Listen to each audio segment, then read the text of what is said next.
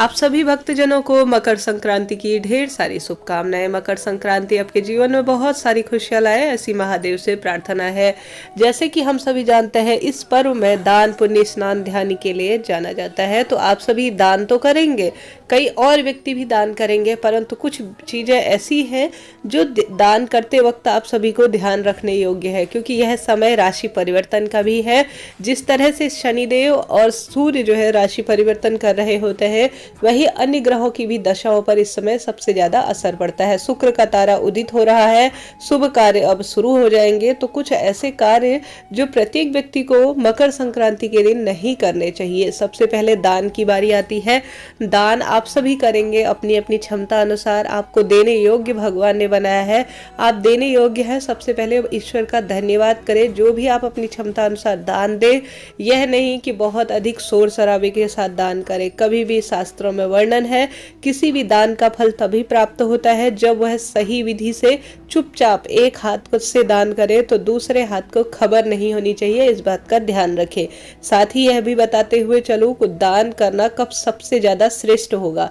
14 जनवरी के दिन 2023 में 2 बजे से आप दान कर सकते हैं, परंतु यह शाम का समय आएगा। मैं हमेशा ही से ही आप सभी से कह रही हूँ, सबसे अधिक पुण्य फल देने वाला जो इस वर्ष 2023 में मकर संक्रांति के दिन सुबह सुबह उठकर पूर्ण रूप से स्वच्छ हो जाए, नहा धो ले, और 15 तारीख की सुबह से आप पूरे दिन भर में दान करते हैं तो सर्वश्रेष्ठ होगा। 14 तारीख को आप कर सकते हैं, परंतु 2 बजे बाद स्नान इत्यादि सुबह ही कर लेंगे, तो 2 बजे बाद दान पुण्य की उतनी महत्वता नहीं रहती, क्योंकि यह शाम का समय आ जाता है।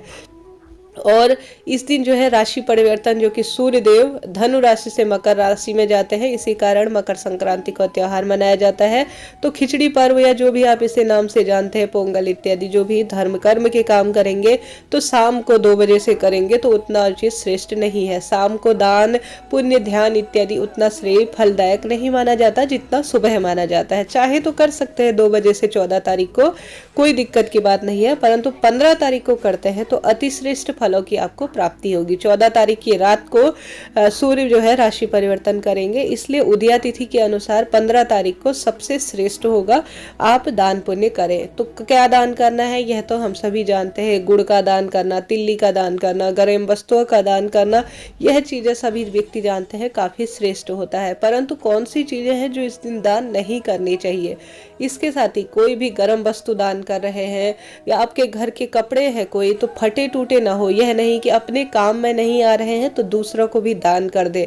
जो देने वाला व्यक्ति होगा वह दुआ देने की बजाय कहीं ना कहीं मन में स्वयं को कोसेगा कि उस व्यक्ति से आपने यह चीजें दान क्यों ली। तो ऐसी वस्तुएं जो दूसरों के काम आए तभी उस व्यक्ति को दे। कोई टूटे फूटे कपड़े हैं तो उन्हें रिपेयर करके धो के प्रेस करवा कर दान देंगे तो आपको 4 गुना इसका फल प्राप्त होगा। और ये नहीं कि देखा देखी में दान किया जाए। कई लोगों को, अधिकतर लोगों को देखा है, प्लास्टिक की वस्तुएं दान करते हैं। प्लास्टिक की वस्तुएं दान करने का कोई खास श्रेष्ठ फल प्राप्त नहीं होता है। यह कोई कार्य में भी नहीं आता। शरीर से भी प्लास्टिक को कहीं ना कहीं पर्यावरण को भी नुकसान होता है, तो ये कोई श्रेष्ठ कार्य में नहीं आता। ऐसी वस्तुओं का दान दे जो सभी के लिए, हम सभी के लिए कार्यरत हो और बहुत अधिक फलदायक हो। तो सबसे अधिक इस दिन तांबे की वस्तुओं का दान करना, गर्म वस्तुओं का दान करना श्रेष्ठ माना जाता है। कई महिलाओं को मैंने देख रखा है चप्पल दान करती हैं, परंतु सुहागिन महिलाएं इस बात का ध्यान रखें कि चप्पल जूते स्वयं के घर पर न ले। किसी पंडित जी, किसी सन्यासी व्यक्ति, किसी गरीब निर्धन व्यक्ति को यह चीजें दान की जाती है। कोई व्यक्ति आपको अगर चप्पल जूते दान कर रहा है, नुकीली चीजें दान कर रहा है, कई महिलाओं को मैंने देखा है चक्कू दान करती हैं, छुरियां दान करती हैं, यह चीजें श्रेष्ठ नहीं मानी जाती। आप इन चीजों को समझिए, ध्यान में रखिए। शास्त्रों का आप अध्ययन करेंगे और स्वयं गुरुजी के मुख से भी, कई गुरुजन होते हैं जिनकी आपने बातें सुनी होगी, यह चीजें शनि संबंधी होती है। कांच की चीजें दान करती हैं महिलाएं, यह राहु से संबंधित चीजें होती है। उनके लिए तो यह फायदेमंद है जो दान कर रहा है, क्योंकि उनके इससे शरीर से रोग कटेंगे। राहु की जो स्थिति है कुंडली में मजबूत होगी, शनि की स्थिति में। परंतु जो महिला इनके लिए इन्हें ले रही है ना घर के अंदर, तो वो कहीं ना कहीं इन चीजों को अपने घर पर आमंत्रित कर रही है। तो इस चीज का ध्यान रखें कि कांच से संबंधित कोई महिला आपको दान देती है या कोई भी व्यक्ति दान देता है तो उसे थोड़े समय के लिए बाहर ही रख दे। अब देखिए, कोई घर पे देने आ रहा है तो तुरंत तो उनके सामने कह नहीं सकते कि मुझे यह चीज़ की आवश्यकता नहीं है। जो चीज़ जहाँ पे है वहीं पर रहने दीजिए, घर के अंदर न लाए तो श्रेष्ठ होगा। चप्पल जूते आप ना ले, काफ़ी बेहतर होगा। मानिए इस बात को, बहुत अधिक यह प्रत्यक्ष और अप्रत्यक्ष रूप से लाभ और हानियां पहुंचाती है शरीर को। भगवान ने ऐसे जनों को बना रखा है, जैसे ब्राह्मण जन, उन्हें पाने योग्य बना रखा है। गरीब जन पाने योग्य है, उनके लिए कोई दोष नहीं होता। परंतु आप इन चीजों को दान ले रहे हैं तो यह सही नहीं है।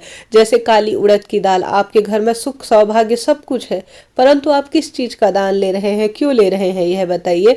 कोई पाने योग्य व्यक्ति है, गरीब है, तो उनके लिए यह बातें अलग लागू होती है, परंतु आपके लिए उड़द की दाल, काली वस्तुएं, काले नीले कपड़े, कहाँ की मान्यता है, यह आपके लिए सही नहीं है। दान ऐसी वस्तुओं का दीजिए जो दूसरों के लिए भी फायदा करे और आपके लिए भी हितकारी हो, और ऐसे स्थान पर दान कीजिए जहां पर सबसे ज्यादा इसकी आवश्यकता है, और ऐसे व्यक्ति को दान कीजिए जिसको इसकी सबसे ज्यादा आवश्यकता है। गर्म वस्तुओं का दान करें, कंबल का दान करें, और साथ ही पेड़ पौधे लगाए, दीप दान करें, खिचड़ी इत्यादि दान करें, परंतु कैसे समय पर किस स्थान पर दान करना है यह भी ध्यान रखने योग्य बातें हैं। आपके घर पर इस दिन कोई भी व्यक्ति मांगने आता है, कोई भी वस्तु हो, तो उसे खाली हाथ ना जाने दे, इस बात का ध्यान रखें। छोटी छोटी चीजें हैं परंतु बहुत महत्वपूर्ण है, बहुत अधिक हम सभी को यह चीजें लाभ और हानि देती हैं। इस तरह से मैंने जानकारी देने का प्रयास किया। हर हर महादेव।